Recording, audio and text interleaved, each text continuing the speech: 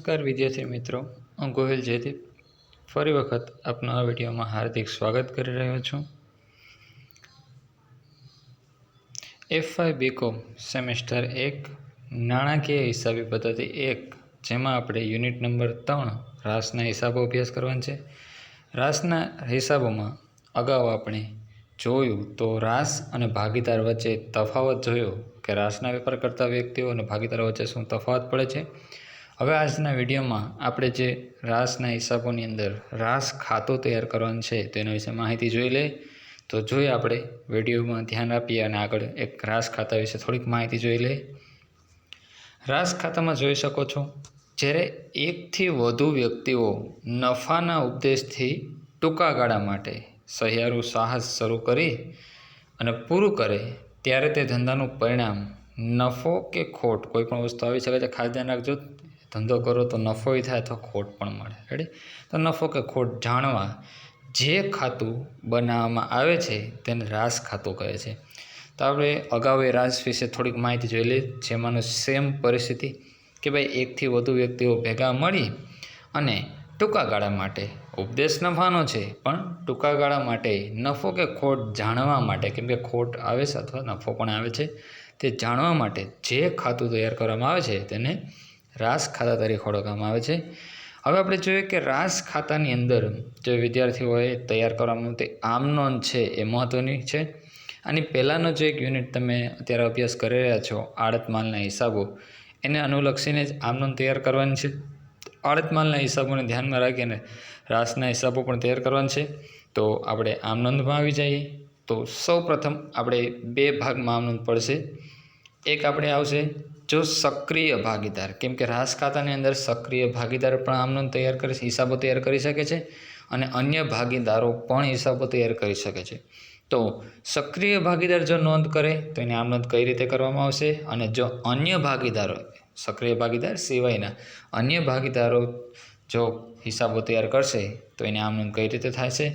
તો સૌપ્રથમ આપણે જોઈ લઈએ સક્રિય ભાગીદાર, અને ત્યાર પછીને જે આમ નોંધ એમાં જોશું આપણે અન્ય ભાગીદાર દ્વારા કરવામાં આવતી આમ નોંધ। તો પહેલો ટોપિકમાં આપણે જોઈ શકો છો વિડીયોની અંદર, બીજા ભાગીદારો રાશ પેટે મૂડી રોકડમાં આપે। એટલે જ્યારે રાશ પેટે ભાગીદારો મૂડી રોકડમાં આપશે ધંધાની અંદર, તો સક્રિય ભાગીદાર હોય કે અન્ય ભાગીદાર હોય, બંને લોકો માટે એક જ નોંધ થાય છે। સામાન્ય રીતે આમ નોંધ છે સક્રિય ભાગીદારને ચોપડે થાય છે।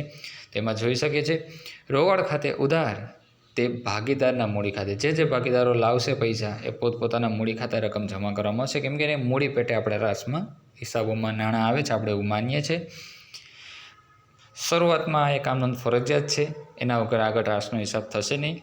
તો રોકડ ખાતે ઉધાર તે ભાગીદારના મૂડી ખાતે। નંબર 2, હિસાબોમાં શરૂઆત થશે રાશ માટે માલની ખરીદી કરવી, કેમ કે ધંધો છે તો માલની જરૂર પડે જ છે, અને માલની ખરીદી કરવી હોય તો આપણી પાસે ધંધાની અંદર બે ઓપ્શન જ છે, કાં તો રોકડેથી ખરીદી હોય અન્યથા ઉધાર ખરીદી હશે, જેને આપણે શાક પર ખરીદી કહીએ છીએ। તો પહેલાં આપણે જોઈએ સક્રિય ભાગીદાર છે એ જો રોકડેથી ધંધામાં ખરીદી કરશે રાશના હિસાબમાં તો એની આમ નોંધ થશે રાશ ખાતે ઉધાર તે રોકડ ખાતે જમા, કેમ કે રાશમાં માલ આવે છે એટલે રાશ ખાતે ઉધાર તે રોકડ ખાતે જમા। પણ જો અન્ય ભાગીદાર નોંધ કરશે તો એની અસર એવી કરશે રાશ ખાતે ઉધાર તે ભાગીદાર ખાતે જમા। રેડી? પોતાના ભાગીદાર પોતાની જે નોંધ કરવામાં આવશે અન્ય ભાગીદાર દ્વારા કરવામાં આવતા વ્યવહારો, ત્યારે તે કરશે કે તે ભાગીદાર ખાતે જમા, રાશ ખાતે ઉધાર તે ભાગીદાર ખાતે જમા। ખાસ ધ્યાન રાખો વિદ્યાર્થીઓ, દરેક આમ નોંધની અંદર જ્યારે અન્ય ભાગીદાર પોતાની નોંધ કરે છે ત્યારે દરેક આમ નોંધમાં ભાગીદારનું મૂડી ખાતું ઉધાર કા જમા થશે જ। રેડી? ખાસ ધ્યાન રાખજો, ભાગીદારનું જે ખાતું છે એ ઉધાર કા જમા થવાનું જ છે। તો તમે બંને આમ નોંધને જ્યારે જોવામાં આવશે ત્યારે તમને ખ્યાલ આવશે કે બંનેમાં કંઈક ને કંઈક કોમન વસ્તુ છે જોવા મળશે। તો ભાગીદાર ખાતે જમા આવશે જ, અને જો રાશ ખાતું ઉધાર થયું તો સક્રિય ભાગીદારના ધંધામાં પણ રાશ ખાતું ઉધાર અથવા રાશ ખાતું જમા થયું તો સક્રિય ભાગીદારના ધંધામાં પણ રાશ ખાતું જમા જ જોવા મળશે। દરેક આમ નોંધમાં તમે એકવાર નોટ કરી લેજો, પછી વ્યવસ્થિત તૈયાર કરજો। અત્યારે આ વિડીયોમાં તમને આમ નોંધ સમજાવી દઉં છું। નીચે બીજી આમ નોંધ આપણે જોઈ શકીએ કે જો રોકડેથી ખરીદી કરી તો આપણે લખીએ છીએ સક્રિય ભાગીદાર કે રાશ ખાતે ઉધાર તે રોકડ ખાતે જમા, એમ અન્ય ભાગીદાર દ્વારા કરવામાં આવે આમ નોંધ તો લખે છે રાશ ખાતે ઉધાર તે ભાગીદાર ખાતે।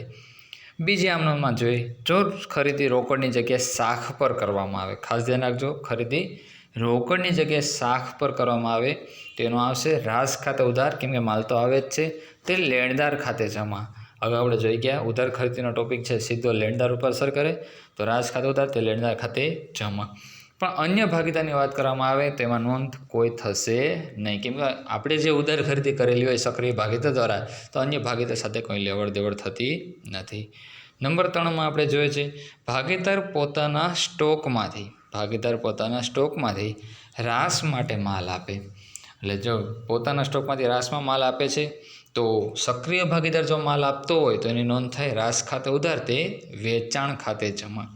જો સક્રિય ભાગીદાર આપે તો, પણ અન્ય ભાગીદારો જો થાય તો એની નોંધ એવું કરવામાં આવશે કે રાસ ખાતે ઉધાર તે ભાગીદાર ખાતે જમા. કેમ ભાગીદાર થ્રુ એન્ટ્રી હોય, ભાગીદાર કોઈ પણ પોતાના સ્ટોકનો માલ ધંધામાં લાવે તો આપણે એને રાસ ખાતે ઉધાર તે ભાગીદાર ખાતે જમા કરશું. હવે ચોથામાં જોઈએ આપણે તો રાસ અંગે ખર્ચ કરવામાં આવે. રેડી, રાસ અંગે ખર્ચ કરવામાં આવે તો આપણે સક્રિય ભાગીદાર જો ખર્ચ કરશે તેની નોંધ કરશે રાસ ખાતે ઉધાર તે રોકડ ખાતે જમા. પણ અન્ય ભાગીદાર દ્વારા જો ખર્ચ કરવામાં આવેલો હોય તો રાસ ખાતે ઉધાર તે ભાગીદાર ખાતે જમા. બે વસ્તુ છે, સક્રિય ભાગીદાર પોતાની લેવડ દેવડ કરશે કે પછી અન્ય ભાગીદાર દ્વારા લેવડ દેવડ કરવામાં આવે, એને ધ્યાનમાં રાખીને આમનોંધ કરવામાં આવશે.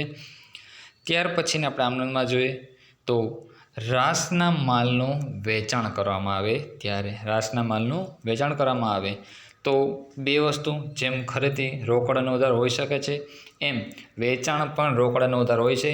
એટલે જો સક્રિય ભાગીદાર પોતે જ માલનું વેચાણ કરશે, ખાસ ધ્યાન રાખજો, સક્રિય ભાગીદાર પોતે જ માલનું વેચાણ કરે તો રોકડ ખાતે ઉધાર તે રાસ ખાતે જમા. રોકડ છે એ આવે છે વેચાણ કરવાથી અને રાસ ખાતે જમા માલ જાય છે. પણ જો અન્ય ભાગીદારની થ્રુ વેચાણ કરવામાં આવ્યું હોય, આપણે અન્ય ભાગીદાર થ્રુ વેચાણ કરવામાં આવે તો એ પૈસા આપણે અન્ય ભાગીદાર પાસેથી લેવાના હોય છે. એટલે ભાગીદાર ખાતે ઉધાર તે રાસ ખાતે જમા શબ્દ લખવામાં આવશે. પણ રોકડની જગ્યાએ જો ઉધાર વેચાણ કરવામાં આવે તોની વાત છે. ઉધાર વેચાણ સક્રિય ભાગીદાર પોતે જ જો કરતો હોય તો જેમ ખરીદીમાં લેણદાર ઉદ્ભવે છે એમ ઉધાર વેચાણમાં દેવાદાર ઉદ્ભવે છે, તો દેવાદાર ખાતે ઉધાર તે રાસ ખાતે જમા. જો આપણે ઉધાર વેચાણ કરી આપીએ તો દેવાદાર ખાતે ઉધાર તે રાસ ખાતે જમા. અને એ જ રીતે જો અન્ય ભાગીદાર દ્વારા વેચાણ ઉધાર કરવામાં આવશે તો પણ નો ટેન્શન, ભાગીદાર ખાતે ઉધાર તે રાસ ખાતે એક જ અસર આવશે. એનું કારણ પૈસા અન્ય ભાગીદાર માલ રોકડ વેચે કે ઉધાર વેચે, આપણે ભાગીદાર પાસેથી નાણાં લેવાના જ છીએ પાક્કું. રેડી, એટલા માટે એમાં કોઈ ફેર પડતો નથી.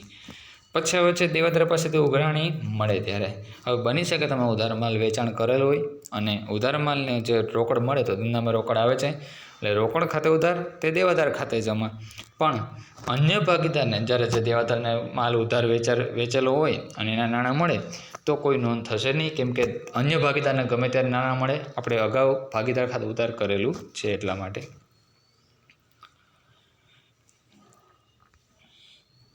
એના પછી જોઈ શકો છો નંબર 7માં ઉધાર વેચાણ પર ઘાલખાત પડે કે વટાવ આપવામાં આવે ત્યારે. કે જો તમે ઉધાર વેચાણ કરેલું હોય અને ઘાલખાત પડવાની શક્યતા રહેલી હોય છે તો ઘાલખાત પડે કે પછી વટાવ આપો તમે દેવાદાર પર વટાવ અનામત. તેમાં તમે જોઈ શકો છો તો જ્યારે સક્રિય ભાગીદાર પોતે ઉધાર વેચાણ કરેલું હોય અને ઘાલખાત પડે તો એને અસર આવશે રાસ ખાતે ઉધાર તે દેવાદાર ખાતે જમા. કેમ કે ત્યાં દેવાદાર છે આપણે ઘટે છે એટલા માટે રાસ ખાતે ઉધાર તે દેવાદાર ખાતે જમા. અને સક્રિય ભાગીદાર સિવાય અન્ય ભાગીદારો દ્વારા જો ઉધાર વેચાણ કરેલ હોય અને દેવાદારમાં ઘાલખાત પડે કે વટાવ આપવામાં આવે ત્યારે રાસ ખાતે ઉધાર તે ભાગીદાર ખાતે જમા. કેમ કે એની પૈસાની રકમ છે એ એટલી ભાગીદાર થ્રુ ઓછી થશે એટલા માટે. 8માં કહે છે ભાગીદારને તેની સેવા બદલ કમિશન કે મહેતાણું આપવાનું હોય. ભાગીદારે જે કંઈ કામગીરી કરી હોય તે બદલામાં આપણે એને પગાર, મહેતાણું, કમિશન વગેરે જે કંઈ ચૂકવવાનું થતું હોય તો ખાસ સક્રિય ભાગીદારને જો કમિશન કે મહેતાણું ચૂકવવાનું થતું હોય તો રાસ ખાતે ઉધાર તે કમિશન કે મહેતાણા ખાતે જમા.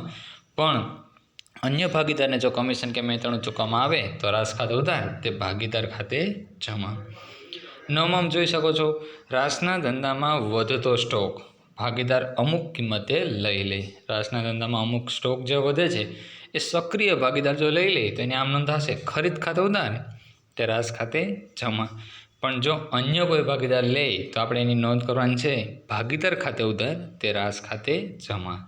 અને 10મી આમ નોંધમાં છે સ્ટોક રાસના ધંધામાં રાખવાનો હોય ત્યારે, મીન્સ કે ભાઈ જે સ્ટોક વધ્યો છે એ રાસના ધંધામાં રહેવા દેવાનો છે, કોઈ લેશે નહીં.